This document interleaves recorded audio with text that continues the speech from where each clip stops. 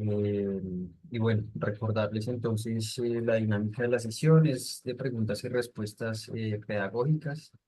Entonces, para que se enfoquen por favor en ese tipo de preguntas, ¿vale? Ya nos acompaña aquí Gladys Milena Vargas, que es la experta en el tema. Entonces, vamos a estar pendientes de todas las preguntas que vayan haciendo por medio del chat, ¿vale? Entonces, bienvenida Gladys, ¿cómo estás? Muy bien, gracias. Buenas tardes, mis queridos profes.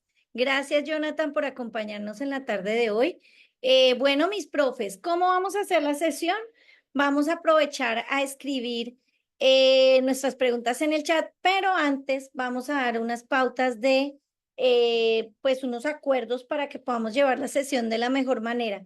Primero vamos a hacer las preguntas en el chat para que nos rinda porque a veces las preguntas se alargan cuando las hacemos a viva voz. Entonces hacemos las preguntas puntuales en el chat.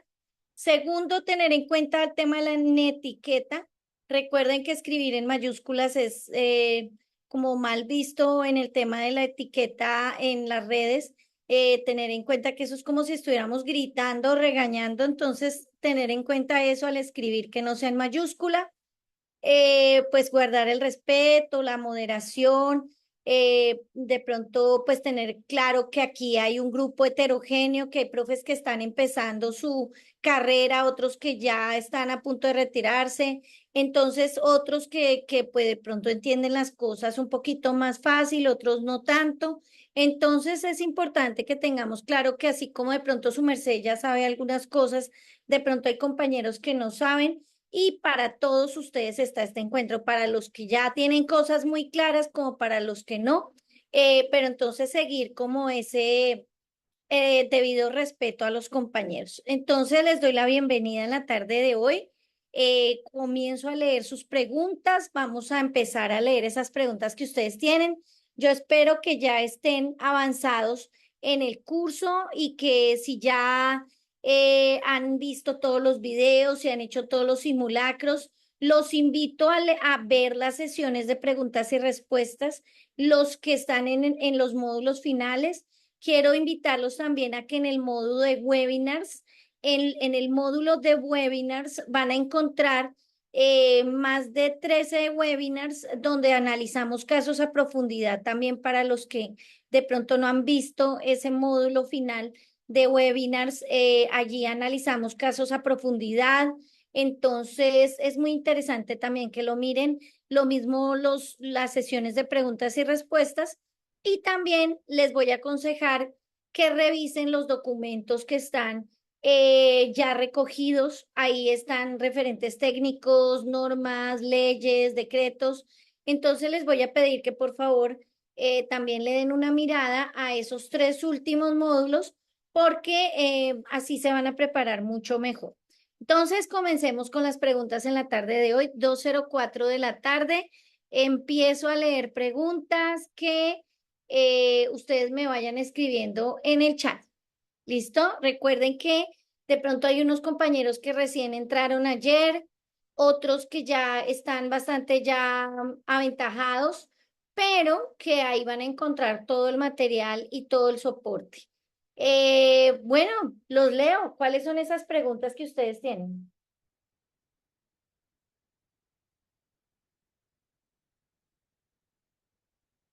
Exacto, buena pregunta, Aniyub.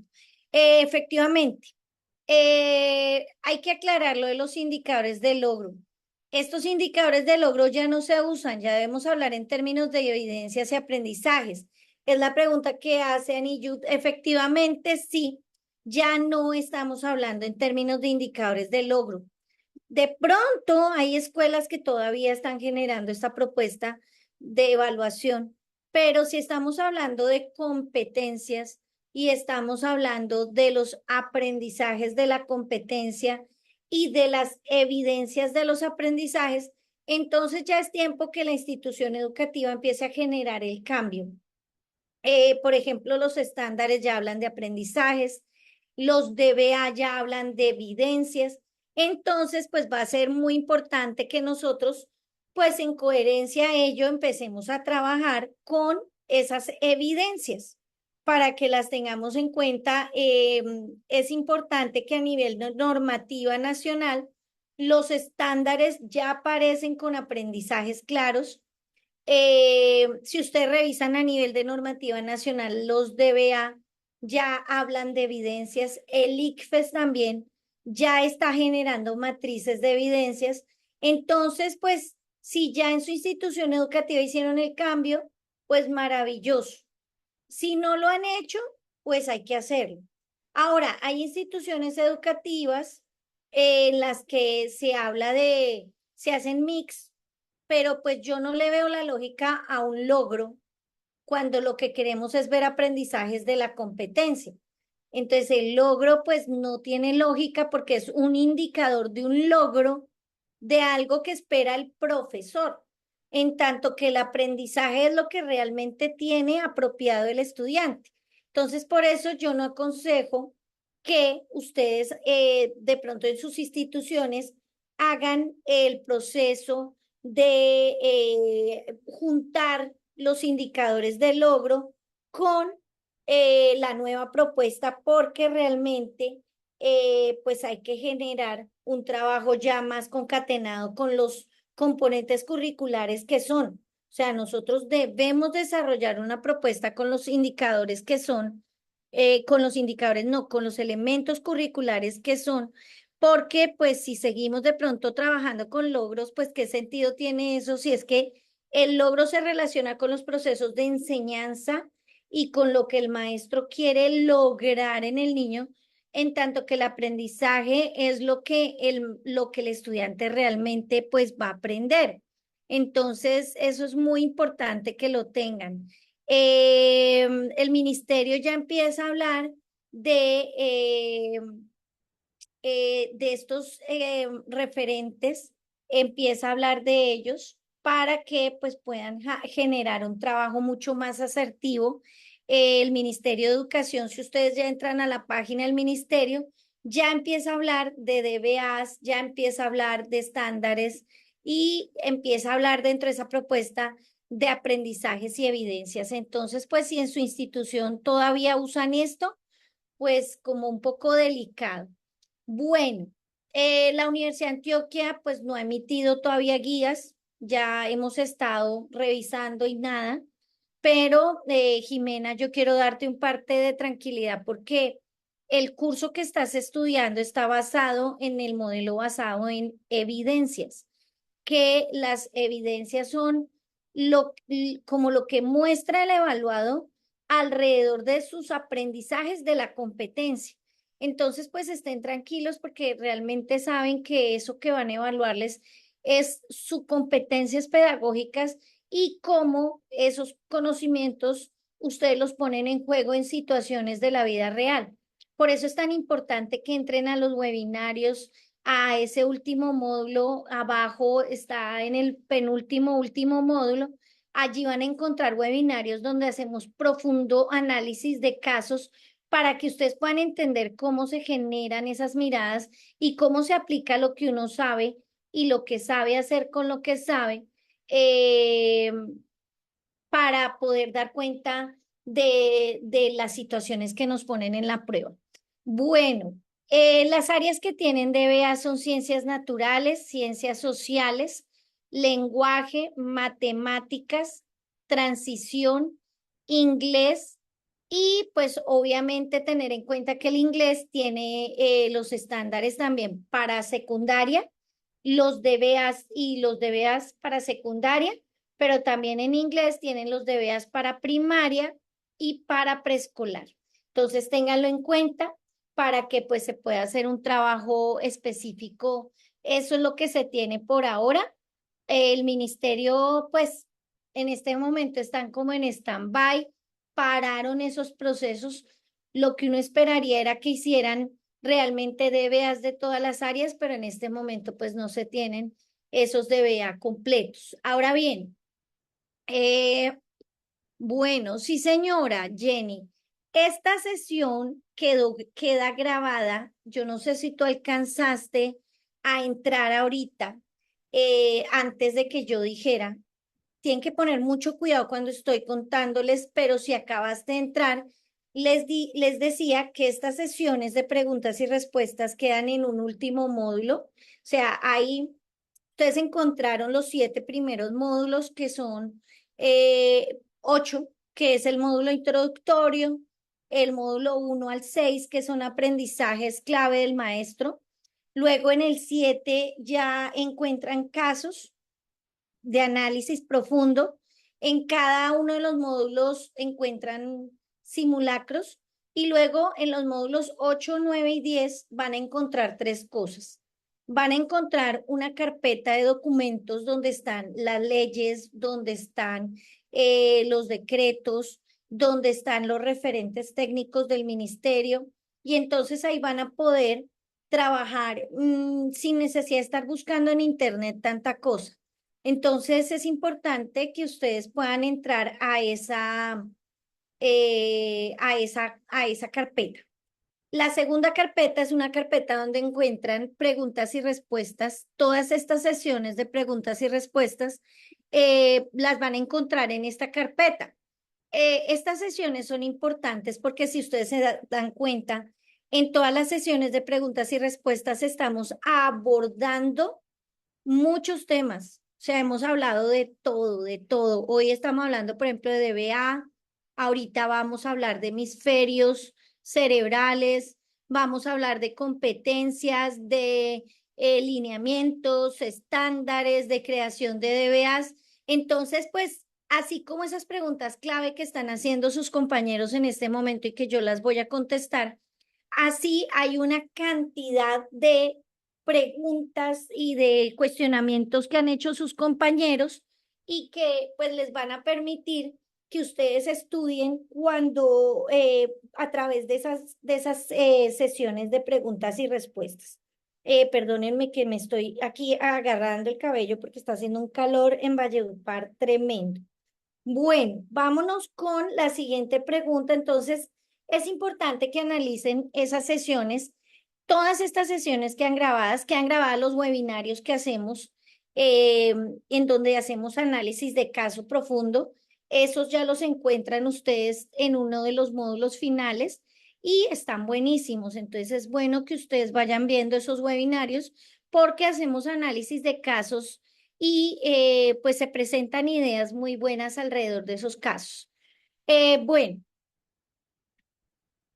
para poder determinar cuál es el hemisferio cerebral que más usa un estudiante, ¿hay algún test o lo que uno logra identificar en las actividades desarrolladas? Bueno, esto es muy importante que lo tengan en cuenta.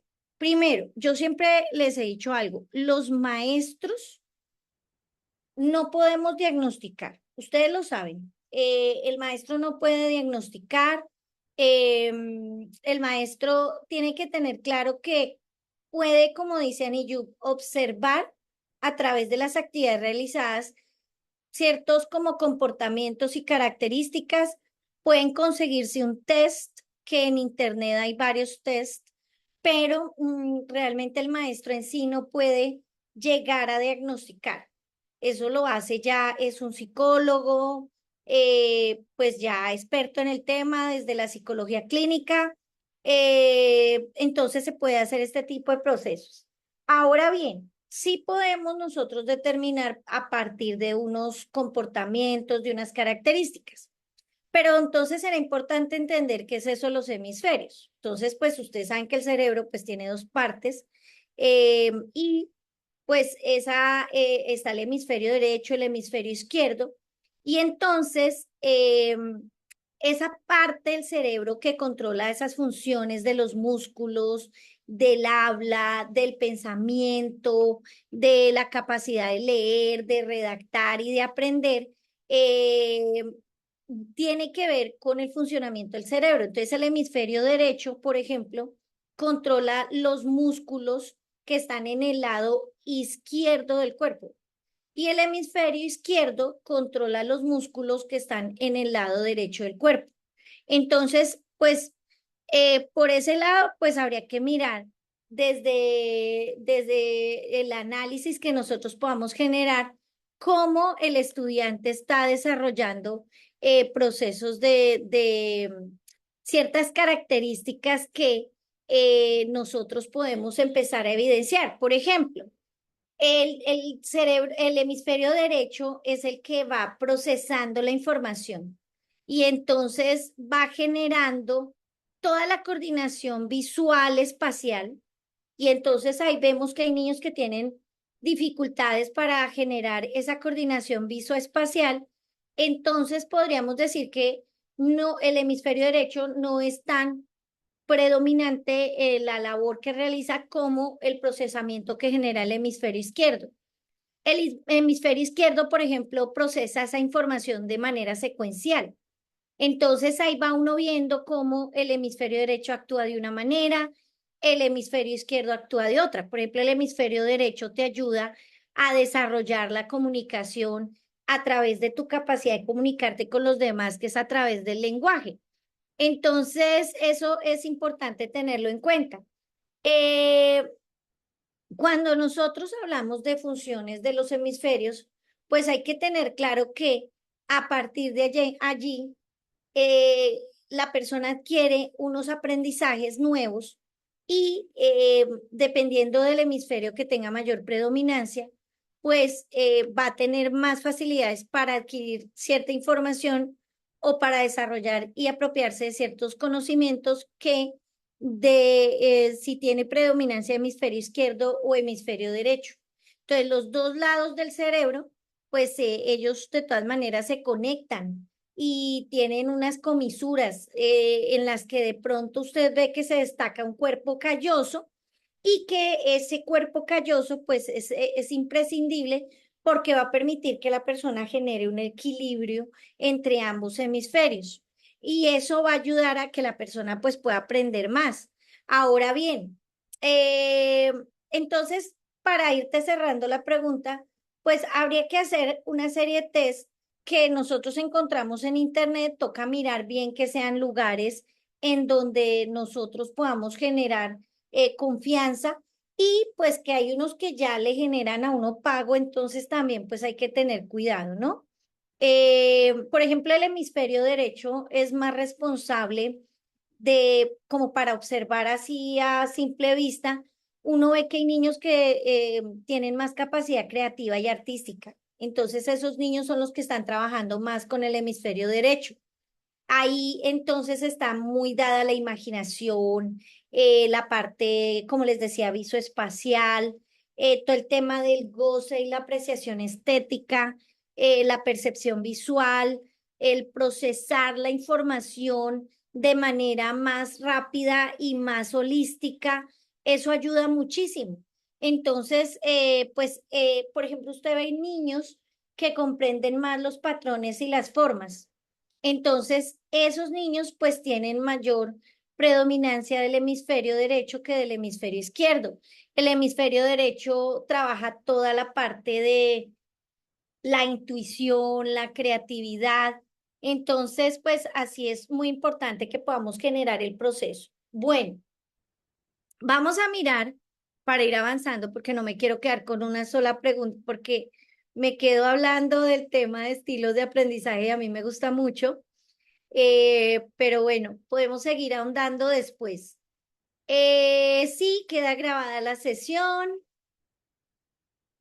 Pues mira, Marcela, te digo como experta en el modelo de evidencias que eh, teniendo en cuenta que hay primero, que el pliego de licitación dice que la evaluación es por competencias, la entidad que se inscribió y que ganó, que licitó, que es la Universidad de Antioquia, tiene que tomar los pliegos. En el pliego decía que la evaluación era de competencias y la manera de evaluar la competencia sí o sí es a través del modelo basado en la evidencia.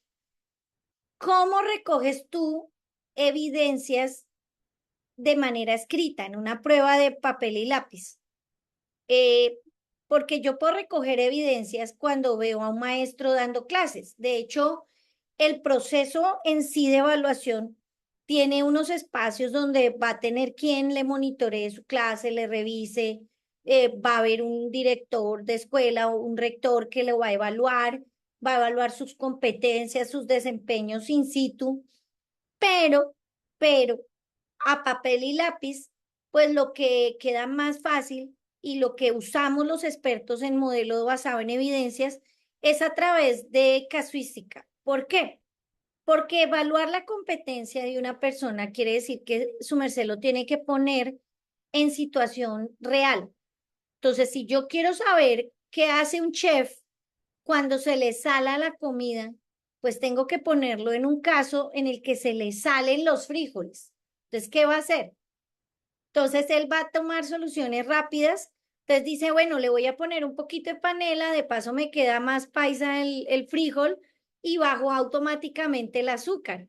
Y bueno, esas son competencias que tenemos los que nos gusta cocinar, de enfrentar situaciones inéditas y resolverlas rápidamente. Bueno, ¿qué pasa cuando un arroz queda con mucha pega o, ¿cómo es que le dicen acá? eh, con o con mucho, bueno, el arrocito quemado, cómo lo trabaja un chef, por ejemplo? Entonces genera un plato especial en pega o en concón o en cucayo, que llaman aquí en la costa. Entonces es cómo manejas tú tus conocimientos como experto para dar solución a situaciones de la vida real que van a suceder en cualquier momento. Situaciones por lo general inéditas. Entonces, una persona competente va a utilizar lo que sabe, las situaciones que ha vivido, los casos que conoce, sus saberes previos, sus teorías, conceptos, todo lo teórico, las normativas y lo va a aplicar en el momento de la prueba. Entonces, para nosotros, los evaluadores por evidencias, es la única manera, pues no es la única, pero sí es la más apropiada para evaluar las competencias del docente. Ahorita hay concurso de contralorías, por ejemplo, entonces se están elaborando esas preguntas, es a través de casos también. Entonces, todo esto tiene que ver con, yo no puedo decirle a una persona qué dice el decreto 1075, A, B, C, D. No, yo lo tengo que poner en una situación donde se aplique el decreto 1075. No sé, por ejemplo, en la parte de manual de convivencia, lo tengo que poner en situación caso para que resuelva a través del decreto 1075 esa situación donde está involucrado el manual de convivencia, el decreto 1075, en una situación de la vida real. Entonces, por eso es que se hace. Ahora, yo sí pienso para todos que es la mejor manera de evaluar competencias porque la casuística ayuda a analizar contenido conceptual, procedimental y ayuda a poner esos dos tipos de contenido en situaciones reales. Y ahí es donde de verdad probamos qué tan competente es el maestro o el evaluado y qué tan competente, qué tan no competente es. Entonces, como evaluadora les contesto esa pregunta. Bueno, Lilibet dice, le agradezco la relación entre competencias, lineamientos, estándares de BA, cuál es el orden, quién los elabora. Bueno, en la anterior sesión yo expliqué esto, por eso es importante que vayan viendo las sesiones de preguntas y respuestas, pero también esto está en lecciones, o sea, lo van a encontrar en las lecciones. No obstante, pues con todo gusto yo les doy un resumen, pero ¿para qué les digo esto? Para que también lo amplíen en las lecciones que están en los módulos que ustedes están estudiando. Mm, Entonces tenemos que las competencias son los procesos grandes que desarrollamos a lo largo de la vida para poder eh, utilizar lo que sabemos y lo que sabemos hacer con lo que sabemos en diversas situaciones. Hay muchos procesos que tú aprendes a lo largo de la vida, es un proceso a lo largo de la vida, la competencia. Como por ejemplo, aprender a cocinar, tú lo aprendes a lo largo de la vida. Aprender a manejar un carro a lo largo de la vida. O sea, alguien me decía, ay, pero yo aprendí en un día. Sí, tú moviste el carro en un día y andaste media cuadra o 5 cuadras o hasta media ciudad en un día. Te felicitamos, pero de ahí a que tú vayas a hacer aplicación de todas las normas de tránsito en un día, que vayas a hacer bien un giro en U, que vayas a calcular perfecto cómo parquearte en medio de los carros con un espacio así de chiquitico, que manejes en una ciudad plana y luego te pongan en Medellín o en Tunja a manejar, que te pongan en una rotonda aquí en Valledupar, que es imposible pasarlas si no sabemos manejar bien, cuando no hay respeto por el tema del tránsito, o en Cartagena o en Santa Marta. Cuando tú tienes que pasar en una rotonda en Armenia y entonces ya no puedes pasar así como loco, sino que tienes que esperar el turno, porque también ahí están las diferencias. Eh, en fin, aprender a manejar te va a llevar toda la vida, porque además tienes que aprender que si estás tomando, no manejas. Lo aprendes éticamente o lo aprendes a las buenas o a las malas porque te pasó algún accidente, alguna situación grave que lamentar. Y entonces, el proceso de manejar un vehículo es una competencia que vas a ir adquiriendo a lo largo de la vida. Lo mismo pasa con la lectura, con la escritura, con el cálculo mental, con la capacidad que tienes para entender el mundo desde la multiperspectiva, para dar conocimientos desde el uso comprensivo, el conocimiento científico. Eso te va a llevar toda la vida. Entonces, la competencia es un proceso que dura toda la vida. Entonces, ¿qué pasa? El ministerio ha dicho, bueno, como esto dura toda la vida, y como nosotros tenemos solo 12, 13 y hasta 14 años a los niños, no más de esa vida de 90 años, 80 años, pues entonces vamos a dividir los aprendizajes de las competencias a partir de la propuesta de Brunner, que es de los primeros que empieza como a generar esa propuesta de la profundización del conocimiento desde lo cognitivo. Y entonces empezamos a mirar la propuesta del espiral del conocimiento de Brunner y entonces empezamos a ver esos aprendizajes menos complejos y más simples en los primeros grados, pero luego empezamos a ver cómo esos conocimientos se van haciendo más profundos y más complejos, armando la espiral de Brunner, más profundos, más complejos a medida que va pasando los grados. Y entonces la competencia se va configurando de esos aprendizajes que primero eran simples, entre comillas, porque para un niño de primero no es simple, menos profundo, hasta que llega a la universidad y ve esos mismos conocimientos, pero a una profundidad infinita. Entonces, yo siempre pongo este ejemplo, tú siempre vas a tener que ver con la suma, resta, multiplicación y división. Desde que estás en la casa que tu mamá te dice, ponle una manzana más, tráeme un pan de sobra, tráeme uno extra, tráeme más, hasta que estás viendo en primero la suma de una cifra, de dos cifras, ya entras a hacer la suma abreviada en segundo, que es la multiplicación, y así sucesivamente ves suma de números naturales, de números fraccionarios, de números reales, en fin, de números enteros. Empiezas a profundizar hasta que esa suma se ve en las 30 matemáticas que ve un ingeniero civil. Entonces ahí está como el mejor ejemplo, cómo nosotros vamos viendo, entonces los estándares van organizando lo que de esa competencia en términos de aprendizajes debería aprender una persona de primero a tercer grado, de cuarto a quinto grado, de sexto a séptimo grado, de octavo a noveno grado y de décimo a undécimo grado. Y los estándares nos dicen esos grandes aprendizajes de esos grados a partir de esa profundidad y esa complejidad que nos da la espiral de Brunner. Y además, entonces la competencia se divide en sus estándares, pero el ministerio dice, bueno, están los grandes aprendizajes de primero a tercero, pero hagámosle un poco más fácil la cosa al profe y más claro, sobre todo para estas regiones donde no hay oportunidades iguales. Entonces, no es lo mismo tener a un niño en el Rochester, a tener un niño en una vereda aquí subiendo por, no sé, La Jagua o por Codazzi o aquí en el Boquerón. Entonces, hay muchas diferencias y entonces el ministerio dice, bueno, tenemos que poner al menos unos mínimos básicos o aprendizajes básicos mínimos que debe aprender un niño de primer grado, un niño de segundo, un niño de tercero.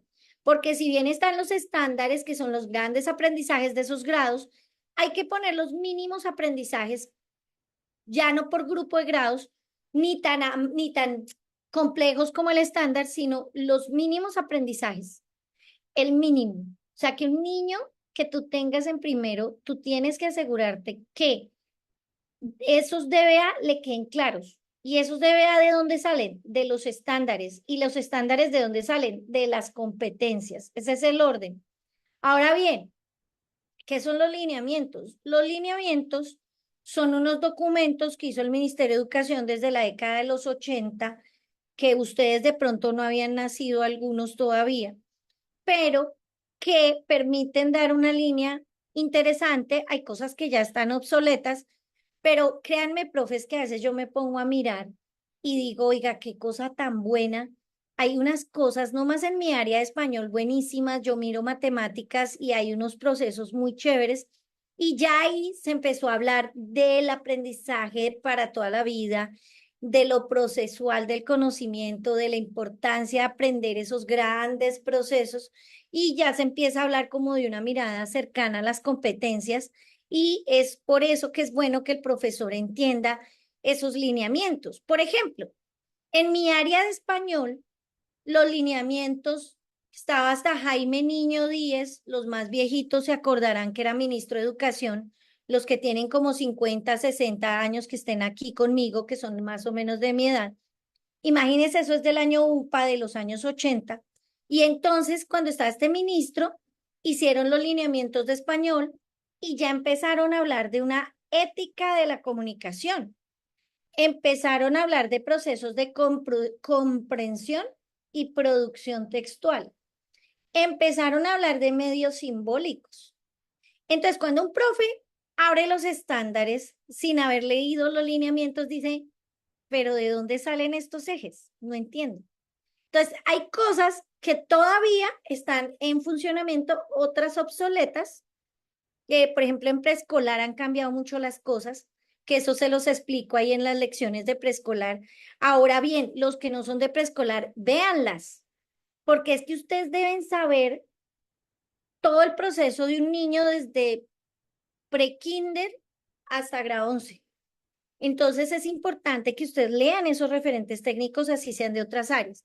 Entonces, bueno, ese es el proceso y esa es como la diferencia, Lilibet, y me parece chévere haberlo explicado y buena tu pregunta, porque así pues nos podemos refrescar todos. El profe puede crear DBA, sí señor, según el contexto del estudiante, el mínimo. De hecho, las cartillas de DBA, si ustedes se han dado cuenta, tienen unas rayitas como unos renglones en blanco. Mm, y esos renglones en blanco, pues indican que nosotros los profes eh, podemos trabajar nuevos DBAs, nuevos derechos básicos de aprendizaje, obviamente sobre la base de esos estándares de esos grados. Artes tiene que crear DBA según las competencias. Bueno, Adriana, tú tienes que mirar la guía de orientaciones de arte del año 2022 eh, de orientaciones de arte, porque, espérenme un momentico, la voy a abrir para indicarte bien con claridad, porque resulta que la guía de orientaciones de artística del año 2022 nos da, anótalo ahí, yo te voy a dar exactamente las orientaciones de artística del 1 de septiembre del 2022 para que lo busques, está en la página del Ministerio de Educación Nacional y aparece, Adriana, con este esquema. Míralo acá. No sé si lo alcanzan a ver ahí bien. Aparece acá con este esquema, con esta portada. ¿Listo? Y entonces, bueno, ahí ustedes van a encontrar que el ministerio organizó las orientaciones de las áreas por competencias, ahí están por competencias organizadas, las competencias de artística, viene la reflexión conceptual vinculada al currículo, entonces están las competencias de sensibilidad perceptiva, producción y creación, comprensión crítico-cultural, hablan de competencias básicas, socioemocionales y pues les dan cuáles son los aprendizajes en la educación artística. Entonces ellos hablan de términos de aprendizajes y tú vas a encontrar más hacia la página, igual tienes que leer toda la guía si eres de artística. Y esto es importante porque si bien a ustedes no les van a evaluar lo disciplinar, sí les van a evaluar lo transversal de lo pedagógico, o sea, les van a hacer preguntas transversales pedagógicas, entonces eso es muy importante que lo tengan en cuenta.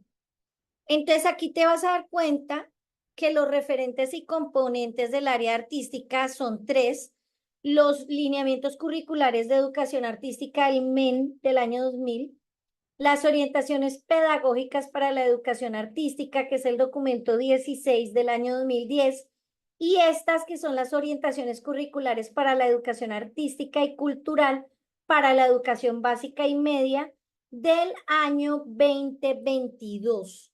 Entonces, así como artística, multiplíquenlo en educación física, está igual, en filosofía, que esa no está a 2022, pero hay una muy buena guía. Asimismo, con tecnología, año 2022, muy buena. Entonces, ustedes pues la tienen clara desde esa perspectiva. Y quería mostrarte a ti y a todos, la mayoría de guías traen las tablas, como esta tablita, donde a ustedes les muestran cuáles son los aprendizajes grado a grado. Por ejemplo, acá nos dicen educación artística y cultural, música, competencias y desempeños para los grupos de grado sexto a séptimo. Entonces ahí van a encontrar las competencias y las sugerencias de los docentes. Bueno, no sé qué pasó acá que se me abrió la pizarra, pero bueno, ahí está para que ustedes lo puedan conocer. Eh, no sé qué pasó ahí. Fue Ramón que empezó a compartir la pizarra, sí, sí. Bueno, bueno, sigamos. El administrador, ya la quitamos. Bueno, entonces, tengan en cuenta eso, cada área tiene sus guías de orientaciones. Ahora, si bien a su merced no le van a preguntar qué tanto sabe inglés, química, física, trigonometría y cálculo, sí va a haber evaluación de los componentes curriculares. Puede que no sea directo de su área, pero usted tiene que tener claridad qué es una guía de orientaciones, qué traen las guías de orientaciones. Sería interesante que usted le echara una miradita no solo a la de artística, sino a la de tecnología, a la de español, a la de filosofía, a la de educación física. Todos los profesores deberíamos conocer esos documentos. Bueno, buenas tardes. ¿Nos podría dar algunos tips para descartar respuestas distractoras o saber elegir la respuesta correcta? Bueno, Witty o Viti, yo el tip que te doy es que estudies mucho lo teórico y lo práctico y sepas aplicar la normativa pública para tomar decisiones que no sean, y lo teórico para tomar decisiones que no sean emocionales. Ese es el tip que les doy, porque esta prueba no es, o sea, los evaluadores por evidencias cambiamos la manera de evaluar. Nosotros no estamos supeditados cuando yo hago un proceso de evaluación. De hecho, ahorita estoy haciendo un proceso en otro país. Nosotros ya no evaluamos con qué es que si hay una palabra arriba y abajo está la palabra de nuevo, esa es la respuesta. Eso para nosotros es absurdo, porque estamos evaluando es por evidencias de las competencias del maestro. Entonces, mi mayor consejo es que no se confíen en esos tips de cuál es la respuesta más larga, más corta, que si una palabra está arriba y abajo, que si la respuesta está en las siguientes preguntas, porque se van a demorar el doble pensando en esas cosas, cuando lo que tienen que hacer primero es, ya tomaron la mejor decisión, que es tomar el curso, estudiarse una a una las más de 100 lecciones que tiene el curso, más los 15 webinarios, más las 8 sesiones o 9 que hemos tenido de preguntas y respuestas, más todo lo que va a venir, porque ya ahorita empezamos a alimentarlo con nuevos simulacros, ya tienen 70 preguntas, vamos a seguir alimentándolos con más preguntas. Entonces, esa es la primera decisión buena que usted tomó. La segunda, consejo que le doy y que tome decisiones, estudie lo teórico, sepa que es un modelo, un enfoque, una teoría, sepa que es una competencia, un estándar, un DBA, sepa que es el enfoque por competencias, conozca que es un modelo sociocrítico, constructivista, conozca que es la psicología cognitiva, la psicología conductista, las vertientes nuevas de la pedagogía, las antiguas. Todo eso es muy importante, muy importante. Y luego en la prueba eh, va a estar preparado porque además le hemos dado casos, lo hemos puesto a que usted haga simulacros. Entonces en la prueba lo que yo le pido es que confíe en sus saberes teóricos, en lo que ha practicado en el curso, en los simulacros y obviamente en su experiencia y en las normativas públicas y en las teorías. Entonces, por ejemplo, si a usted le están preguntando las características de un modelo pedagógico como el modelo sociocrítico, pues usted tiene que analizar muy bien las opciones, cuáles son las opciones del modelo, cuáles son las características del modelo sociocrítico que lo diferencian del conductismo, del constructivismo, del cognitivo. Entonces, ese es el análisis que yo le hago. Esta prueba no es de si hay un disparate, que eso ya no lo estamos usando, ya no usamos los evaluadores, eso de todas las anteriores, ninguna de las anteriores. O sea, estamos evaluando la competencia, la capacidad que tiene la persona para enfrentarse a situaciones nuevas. A nuestros niños les va mal en PISA y en las pruebas saber y en las pruebas ERCE porque no los hemos preparado por competencias, para que piensen, procesen la información y la transfieran a esa situación tipo que les están poniendo para que conteste la pregunta. Entonces, ese es mi mayor consejo, Iti. Me parece una pregunta demasiado buena porque yo quería decírselos hace rato y me parece chévere que lo tengan ahí en cuenta. Bueno, sí, señora, vamos a ir alimentando los simulacros, pero ustedes ya tienen 70 preguntas que ya están listas para que ustedes las vayan haciendo poco a poco. A partir de mañana empezamos a enviar esas nuevas preguntas. Bueno, Henry, no es que te aparezca todo en cero. Lo que pasa es que la plataforma tiene unos títulos. Entonces dice módulo 1, conocimientos pedagógicos del docente, y aparece 0%. Y al lado hay una flechita, como una V. Tú le das clic a esa V y ahí vas a encontrar todos los videos. Entonces es eso.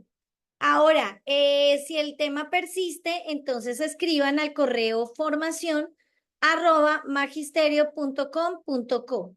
Pero la plataforma corre muy bien. Y te recuerdo que este es un encuentro de preguntas académicas y no técnicas.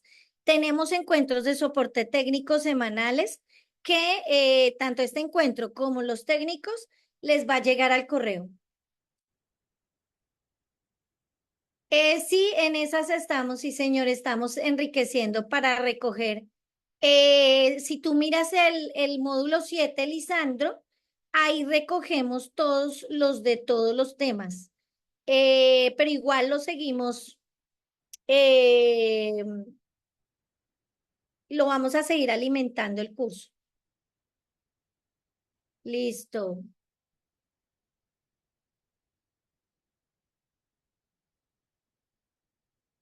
Joana, lo mismo, no repito la respuesta, formación@magisterio.com.co.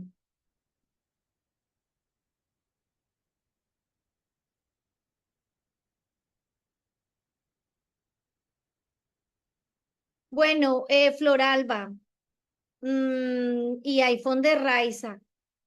Les cuento algo, darle gusto a todo el mundo es tenaz, porque por ejemplo hoy están bravos los que no pudieron en la tarde. Entonces, estamos tratando de hacer sesiones en vivo por la mañana, por la tarde, para que ustedes puedan estar, ¿no? Eso es importante tenerlo en cuenta. Ahora bien, no necesariamente necesitan estar en vivo y en directo. Pueden mirar las sesiones de preguntas y respuestas. Yo sé que de pronto no es lo mismo, pero seguramente muchas de las preguntas que hay allí son las que ustedes están haciendo. Ahí ya las van a encontrar en los últimos módulos.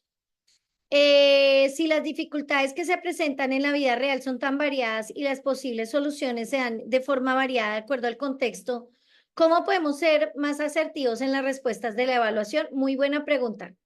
María Talero, creo que ya había adelantado algo, pero me sirve para reforzar. ¿Cómo sé que esa situación tipo la estoy resolviendo de la mejor manera? Primero, porque estoy aplicando lo teórico, lo que es. O sea, por ejemplo, si a ti te van a indagar sobre modelo sociocrítico, tú tienes que saber las características del modelo sociocrítico y diferenciarlo el constructivista del modelo conductista, del modelo histórico-cultural. En fin, tú tienes que darle diferencia teórica y analizar muy bien desde lo teórico los casos. Segundo, desde lo normativo. La norma te va a dar claro lo que es. Y tercero, no confíen en las emociones, porque resulta que es que ustedes dicen, ay, es que pobrecito el del caso, mejor no le hagamos ninguna sanción. Pero la ruta de atención integral dice que es una situación tipo 3, protocolo 3, policía de menores, de infancia y adolescencia, y ahí no hay nada que hacer. Toca hacerlo porque hay una comisión de un delito. Mm, Ese es como el mejor ejemplo.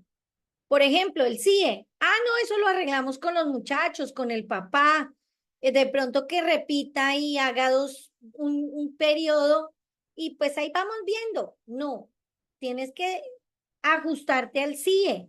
El CIE y el CIE debe ajustarse al decreto 1075. El manual de convivencia, ay, no, es que aquí arreglamos todo por las buenas. Sí y no. Sí hay instancias donde se puede arreglar y hacer acuerdos y manejar el conflicto, pero hay instancias que ya no. Y el manual de convivencia tiene que estar diseñado a partir de lo que dice el decreto 1075. Entonces, la clave, María Talero, es que ustedes sean claros, concisos en lo teórico. Por eso es que alguien me decía, oiga, ¿por qué nos da lecciones tan teóricas? Porque es que eso es lo que necesita para ser asertivo en la respuesta de la evaluación. Y lo práctico ya es aplicar eso, esos conocimientos teóricos en las situaciones reales, desde lo teórico, desde lo normativo y desde la racionalidad de lo que debe ser, no de lo que su merced crea que debe ser. ¿Alguien me puede resolver la inquietud de por qué no me cargan los módulos, Joana? Con todo gusto te la van a resolver en las sesiones de soporte técnico, pero lo más probable es que te esté pasando lo que le decía el compañero, que ustedes no han dado clic en la flechita y se confían que ahí dice 0%. Entonces, al ladito dice, hay una flechita en forma de V, vuelven y le dan ahí y ahí les van a salir los módulos desplegados. No han desplegado los módulos. Otra cosa puede ser el Internet. Entonces, Joana, y para los que tengan este problema, pueden escribir a formación@magisterio.com.co, pero después de haberse asegurado que es que no han desplegado y eso estaba allí, era escondidito. Eh,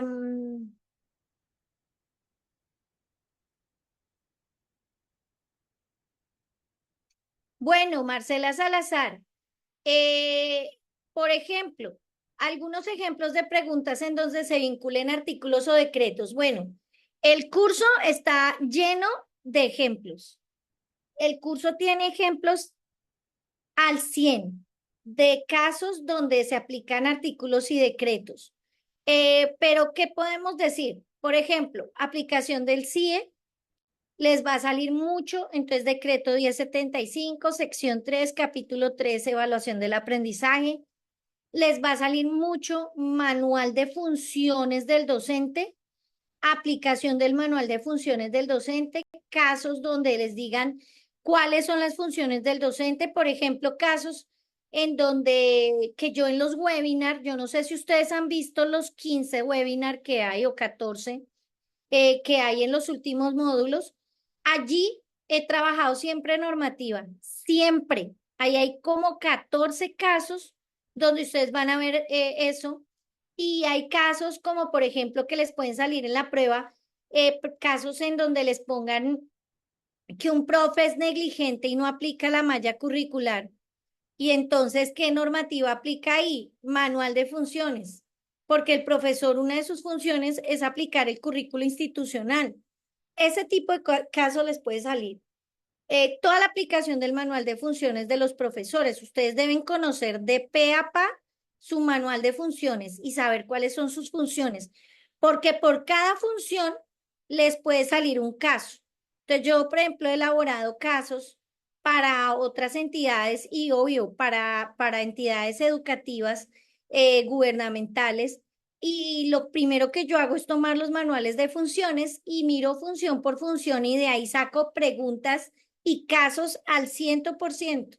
Entonces, eso es importante que ustedes se enteren de eh, todas las normativas, sistema de evaluación, decreto 1075, que se enteren de la ley 1620 de convivencia escolar, la ruta de atención integral, esa sale muchísimo, los tipos de situaciones, los protocolos, el tema de gobierno escolar, decreto 1075, o sea, impresionante, referentes técnicos, todas estas guías de orientaciones, los estándares, los DBA, eh, importantísimo que ustedes lo estudien. Entonces, esos pueden ser ejemplos de preguntas que te pueden llegar a salir, Marcela.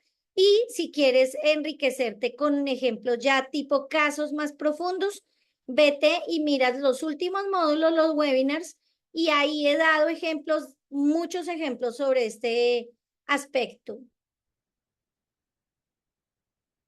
Joana, te di el correo, manda un correíto y allí ellos te ayudan. Nosotros estamos manejando la información por correo. El correo tiene una cosa, el tema del teléfono no queda grabado. Entonces necesitamos llevar un récord de todo el soporte que realizamos. El WhatsApp no es confiable. Yo he perdido mucha información en WhatsApp porque se les ocurrió la magnífica idea de poner mensajes temporales, cosa que en mi caso los odio porque he perdido mucha información que uno envía a personas y que necesita ese soporte y estamos volviendo a la sana costumbre del correo, que el correo no lo borra nadie. Entonces, eso es importante que lo tengan en cuenta, que estamos trabajando por correo. Listo. Perdonado, Ramón. No sé de qué, pero perdonado, pero no lo vuelvas a hacer, Ramón. No sé qué sería, Ramón, ni idea. El material es descargable. No.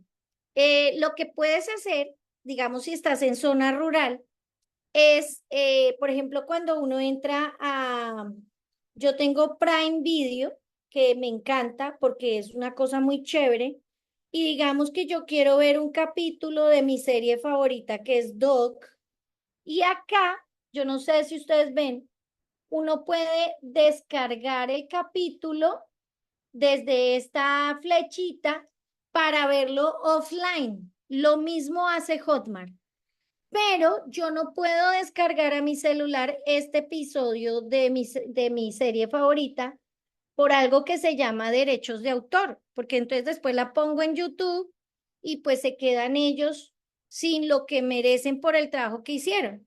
Entonces, por derechos de autor, que soy la autora de todo este proceso y magisterio que comparte los derechos conmigo, pues no permitimos que se haga esta descarga de contenidos, es trabajo nuestro y queremos resguardarlo también para las personas que han hecho la inversión, que son ustedes. Bueno, listo. Las anteriores sesiones las encuentran en los módulos de que les he dicho. Mm, sí, hay que apegarse a lo que dicen las normas. Listo. Lilibet, el tema de los grupos de WhatsApp, nosotros no estamos dando información por grupos de WhatsApp, sino vía correo. Eh, sí, sí, se demoran un poquito, pero ellos cargan. Listo, decreto 1075 de 2015, Fagine, y está en los documentos que yo les bajé en el módulo donde están los documentos de consulta. El manual de funciones está también descargado en esa misma carpeta. ¿Listo? ¿Qué más tenemos por acá? Sí, sí, María. Hay que leer, pedagogos nuevos, dice María. Claro, hay que conocer las nuevas pautas de formación. Mire, es muy importante que lean muchísimo, muchísimo sobre autores nuevos. Nosotros en los módulos hemos ido, colocamos lecciones de análisis de autores nuevos que de verdad les van a servir a ustedes para analizar pues los elementos del conocimiento, ¿no? Entonces, pues es importante que ustedes puedan como enriquecerse con las nuevas propuestas.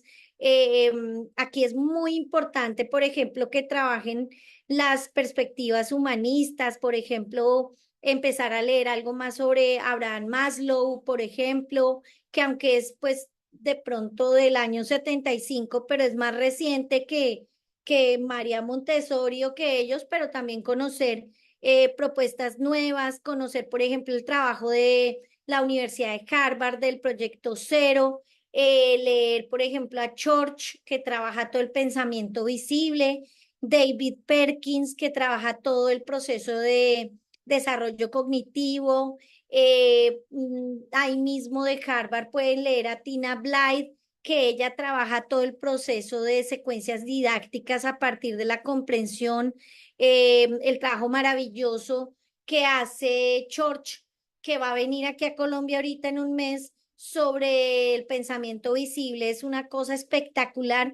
Entonces, pues yo sí soy como una convencida de que uno como profe tiene que estar leyendo, tiene que estarse, o sea, como que uno debería ser asiduo cliente de las librerías y estar todo el tiempo uno leyendo, comprando textos, mirando, porque definitivamente sí te van a hacer preguntas basándote en autores nuevos. Bueno, Delcy Julio, te van a salir preguntas de primaria, porque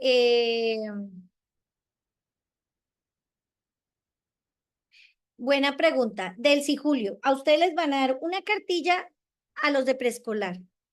Otra cartilla, porque eso lo dice el decreto 025624 del 23 de diciembre no mentiras, del 29 de diciembre del 2023.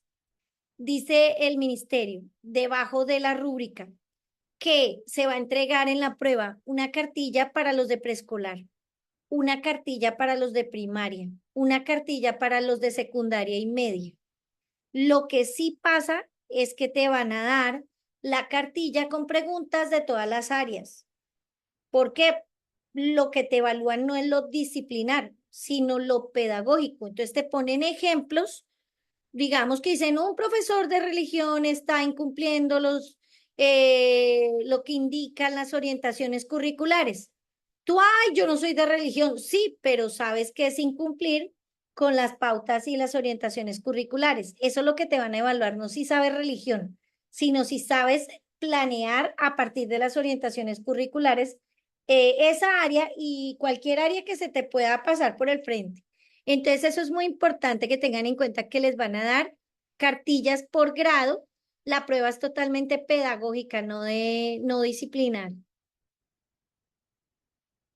Sí, señora Mónica, yo no sé si tú escuchaste que hace rato les dije que yo tengo ya todas las guías y las normativas subidas en la plataforma. Hay un módulo que se llama documentos de consulta. Ahí está todo lo que ustedes necesitan para que lo tengan. Ya lo tenemos allí. ¿Cuál aplicación? ¿Cuál aplicación? No sé de qué hablas, Marta Lucía. Pues es que lo del simulacro es posible. O sea, ya tiene 70 preguntas y a partir de este fin de semana, del sábado, que es mañana, ya empiezan a encontrar nuevos simulacros hasta el día de la prueba. O sea, van a tener muchos simulacros. Entonces, eso es muy importante que lo tengan en cuenta porque cada simulacro le va a dar el, ¿cómo se llama esto? El resultado y vas viendo cómo estás mejorando simulacro tras simulacro. Entonces no vas a tener uno, sino varios. Entonces eso es muy importante que lo tengan en cuenta. Mm, el diseño, Andrea Buitrago, yo no sé, Andrea Buitrago, hay una lección de diseño universal de aprendizaje y además en las sesiones de preguntas y respuestas hemos hablado de esto. Aquí no se pierden clases, porque no sé si de pronto has mirado en la Gladys, plataforma que hay disculpa. varias lecciones y entonces allí pues vas a encontrar, perdóname y le digo a Andrea, Ujú. o sea, aquí no pierden clases, porque de pronto se me angustian los nuevos. ¿Cuál charla? ¿Qué me perdí? No, todos los contenidos están ahí en la plataforma, o sea, no se han perdido nada. Las webinars que he hecho, los ejercicios que he hecho, las lecciones que he hecho están todas allí. No sé, ¿tú le ibas a decir algo de eso? No. Eh, pues sí, sí tiene relación con el tema que nos dice ella. Y pues efectivamente todos los webinars y todas las lives que hemos hecho por YouTube que son gratuitas quedan disponibles solo para las personas que compraron el curso y están en las videoconferencias de preparación. Pero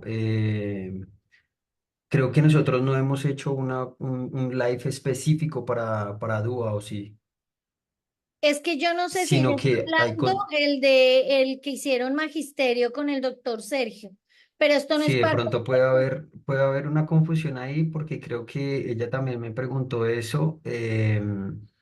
Y puede haber esa confusión pero porque con Andrea Sergio Huitrago, Sánchez, no es parte de este curso esa charla. sí, Esa, si te refieres a esa webinar que fue con Sergio Sánchez, es diferente. Los temas pues se relacionan porque son educativos y pedagógicos, pero son diferentes cursos. son diferentes El de cursos. duda es específicamente para duda, ¿vale? Y lo Ajá. que nos decía Gladys, dentro del curso sí vamos a encontrar contenido sobre duda. Entonces, la idea sí es que revisen todos los contenidos del curso. Sí, porque por ejemplo María Flores me dice que si pueden hacer simulacros y verificar los resultados. Claro, es que están en la plataforma. No sé si es que llegaste recién ayer o anteayer al curso, pero cuando tú avances en las lecciones en video, allí vas a encontrar los simulacros y vas a encontrar la verificación a tus respuestas. Listo. Eh, pues Adriana, yo creo que si tú estudias al día, media hora, 45 minutos, o le dedicas incluso una hora diaria, mínimo media hora y una hora diaria a este curso, tú vas a poder estudiar lo que quisieras y aprender. Y el resto pues va a llegar como por añadidura, se te va a refrescar la mente de lo que ya sabías. Entonces, pues yo digo una cosa, profes, y en esto apelo a que piensen en el aquí y en el ahora. Hay que aplicar mindfulness. No se angustie por lo que no va a aprender, simplemente entre y aprenda hoy media hora, 45 minutos, una hora, y quédese con lo que va aprendiendo día a día, y el día de la prueba va tranquilo, porque si usted se pone a pensar en lo que no aprendió, se me va a angustiar en la prueba y ahí sí la va a perder. Entonces es mejor que a cada día le dé su afán y que tenga el aquí y el ahora y estudie hoy y lo que alcanzó hoy está bien y le va a servir y lo que haga mañana también y así sucesivamente. Em,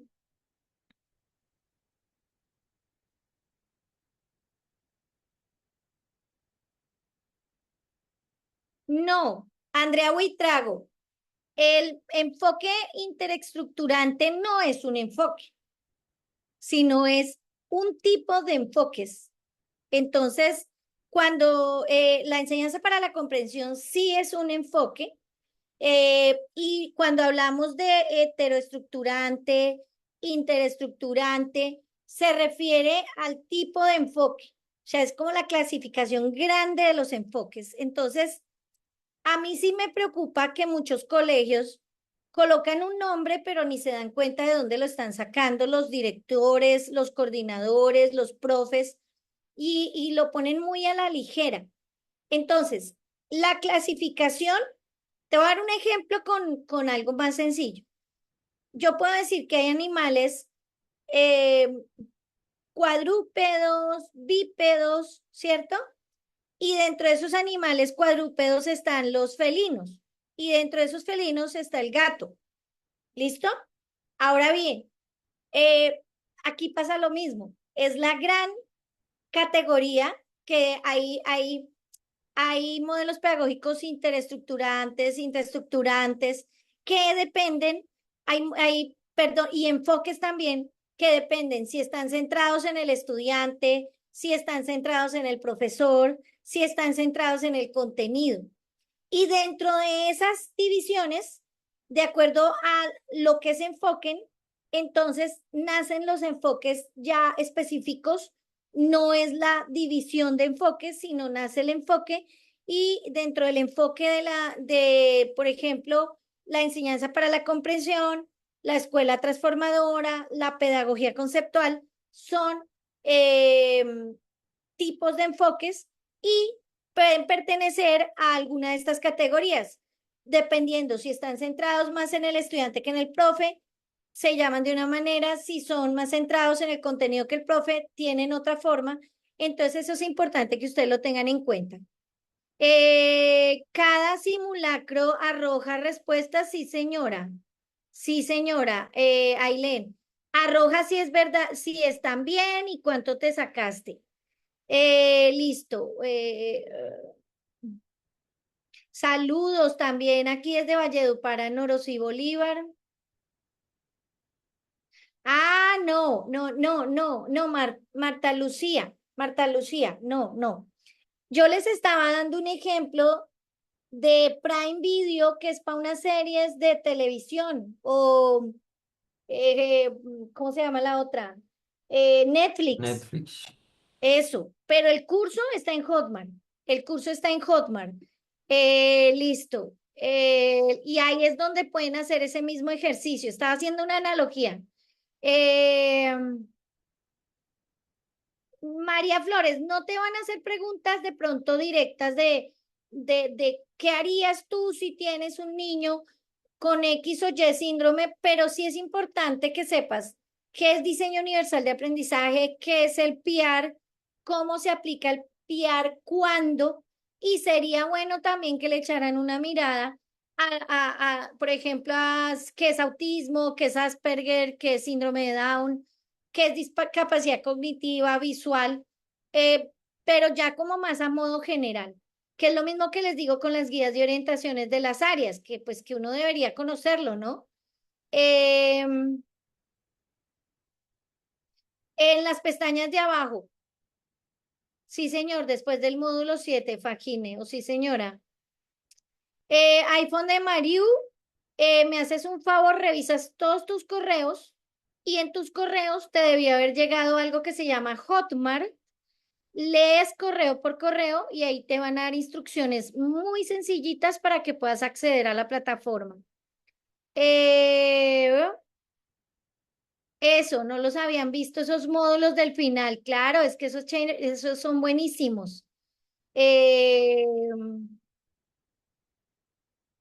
gracias, Marcela, también para ustedes. Listo, listo, listo. Para los que no han entrado, en los que llegaron ayer,